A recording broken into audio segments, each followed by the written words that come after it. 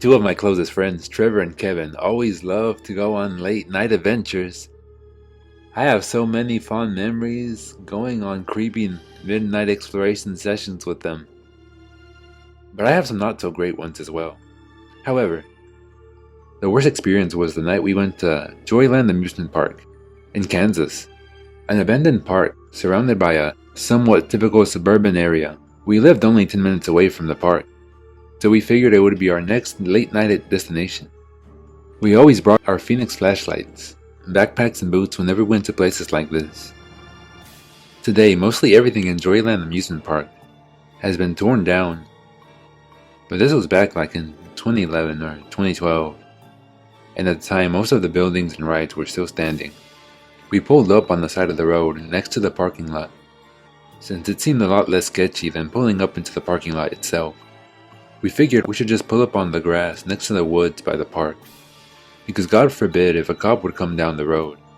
Kevin led the way while Trevor and I followed behind, talking to each other, sometimes joking about how much more eager Kevin was to move ahead than we were. We kept our voices low, because we never knew if there might still be security in places like this. All the carnival shacks that once held concessions and games had now been ransacked, trashed with cans and bottles, and sprayed with graffiti. It was basically the scene that you would expect in an amusement park that had been abandoned for years. Even though the park was surrounded by suburbs, it was kind of encased in by woods in all directions. So instead of late night traffic, all we heard were crickets and other night creatures. It added to the experience, because to be honest, all three of us in a certain way liked being freaked out.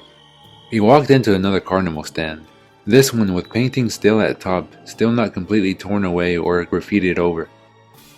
It had a smiling cartoon character holding a dart gun, so I'm guessing it was some kind of target hitting game. Now it was just rubble and litter on the grounds. Suddenly there was the sound of a glass bottle breaking not too far away. When we turned in that direction, it became clear it definitely came from the bigger looking building. Perplexed and kind of shaken, the three of us went in that direction.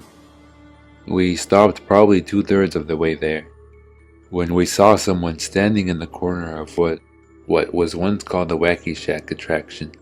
The person was legitimately just standing facing the corner wall of the entrance. I whispered to my friends to back away slowly. There was clearly something wrong with this person, and we didn't want them to hear us. We backed away trying to avoid making noise. It was almost something like out of a cliche horror movie, when either Kevin or Trevor stepped on the beer can, which made a really loud crunch. The person standing in the corner turned their head and looked at us, but the speed in which they turned their head was what really scared me. It was almost like a deer. We can now see it was a man. He had a really deranged look on his face. The three of us simply quickly walked away. We didn't run, because that would be more cost for this person to chase us. We made it to the woods where we would cut through to get to the car. Halfway there, Kevin looks back and mutters, "Oh shit." We look back and see the guy just standing stiff, next to a tree in the distance, a few meters away. Running seemed like our only sensible option at this point. It didn't take too long before we were at the car.